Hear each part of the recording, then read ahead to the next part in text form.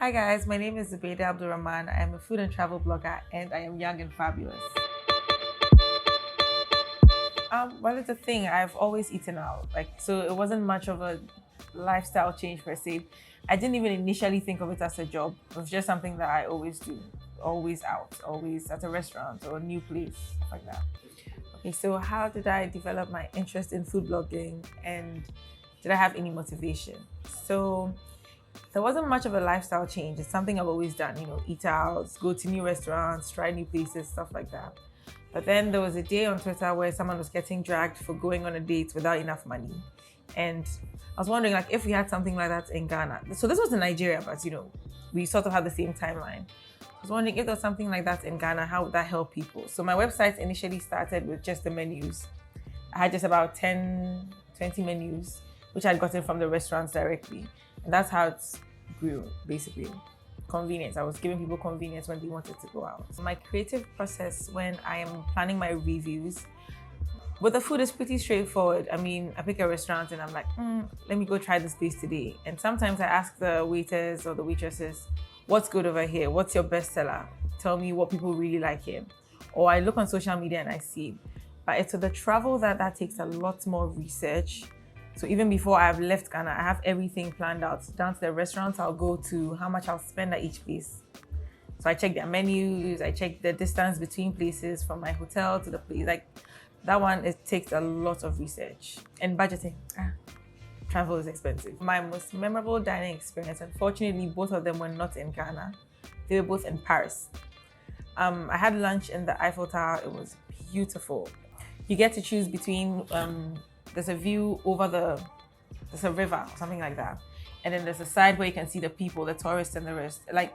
It was a really, really cool thing you see, and the service was great. They had time slots, 2 hours per reservation.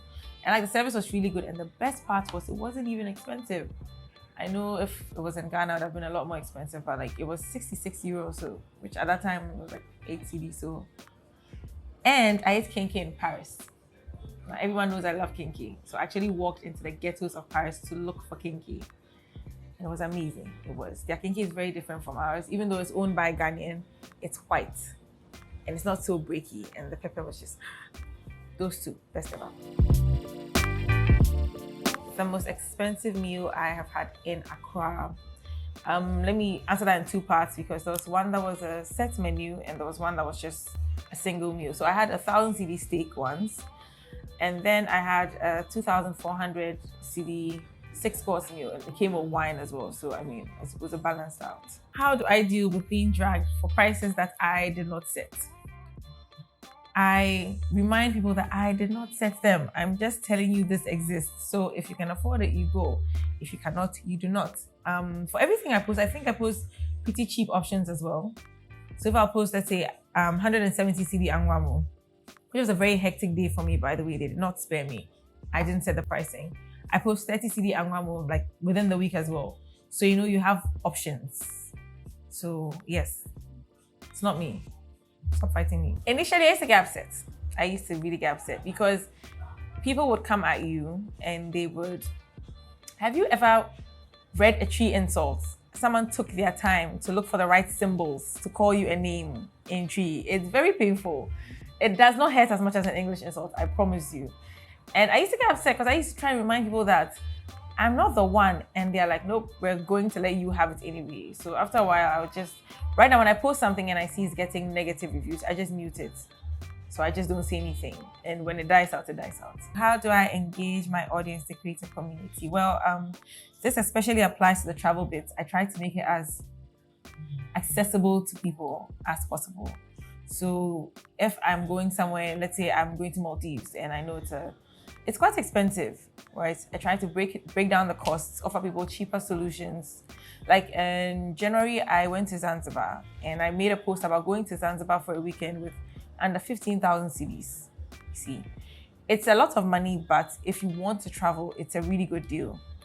So the travel community, I haven't yet started with the luxury vacations and stuff. I'm doing things that the average Ghanaian can afford or can do. With the food, well, My posts are relatable. My captions are a little funny sometimes. And I have the most random posts as well about mental health check-ins and all of that. I'm going to answer with the most challenging thing now because that was not the most challenging thing when I started. I would say over the past year and a half, it's been the increasing prices of everything.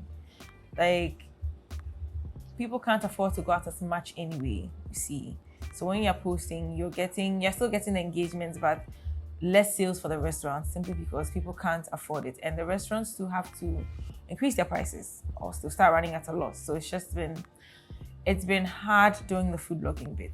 With the travel bit as well, ticket prices and everything are usually charged in dollars. And as you can see, it fluctuates a lot and it's very expensive. So right now, I would say the most challenging thing is the financial bit. I overcome it by just making more money and charging people more for. I do a lot of brand endorsements as well, so I charge more for that. And I am a very wing it person. So it's like, oh, we'll make the money back. Okay, so with regards to money and this line of work, I get paid for some things, but mostly I get paid to be an influencer. And that's not for the restaurants, that's for brands, like brands in general. So the restaurant, maybe someone will say, oh, come and we'll host you for free or I'll pay you. And that's fine. I'm not going to deny that sometimes it happens, but I do not post food I cannot vouch for because when things go wrong, you'll be the person they'll come to. So even when I'm paid to do a review, it's very tricky. I tell them that if I'm unable to vouch for the food, I cannot post it and I will give you back your money. And like, it's a bit of an awkward conversation to have sometimes, but most of my reviews, I would say I pay for them myself just so I can be 100% honest and objective. So a normal day for me as, let's say, a food blogger first, I sleep a lot. My work involves eating, which is fun. So let's say I will go for lunch and then I will do a review and then I'll have a few meetings online. But when I don't like in-person meetings as much anymore because one, traffic, two, fuel is expensive. So my meetings are mostly online. When I don't have those to do, I sleep. I get my energy. And with the traveling is a really long process, right? I haven't traveled since March because I came back to Ghana last week of March and I haven't been anywhere since because it's an exhausting process. Like, people don't talk about it enough. You could be jet lagged, having to move. If you're traveling for fun, it's very different from traveling for work. Like, if you're traveling for work, it's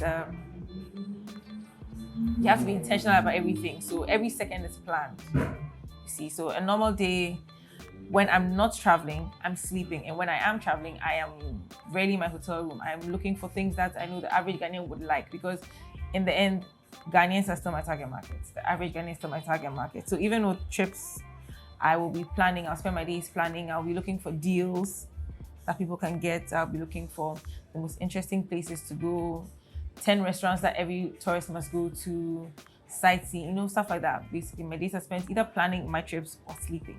And the sleeping is very important. I do not play with my sleep. Some of the awards, okay, let's start with awards. I won the Women's Choice Awards Social Media Influencer of the Year award, and I won the YFM Next Rated Food Blogger of the Year or something like that. Recognition, let me see.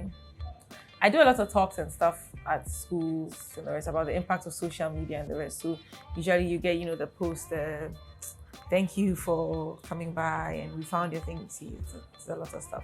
So my plans for the near future, I am more secretive than the average Ghanaian, and we all know Ghanaians are very secretive with future plans. So you're going to have to wait and see.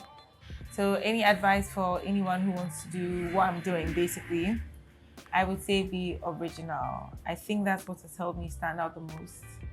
That right now, yes, a lot of people are doing things in my same format, but in the end, I get the recognition I do because I started it. But there are other food bloggers who are getting as much recognition because their format is very different. So that's mine will always be just be original. And don't start something you can't maintain.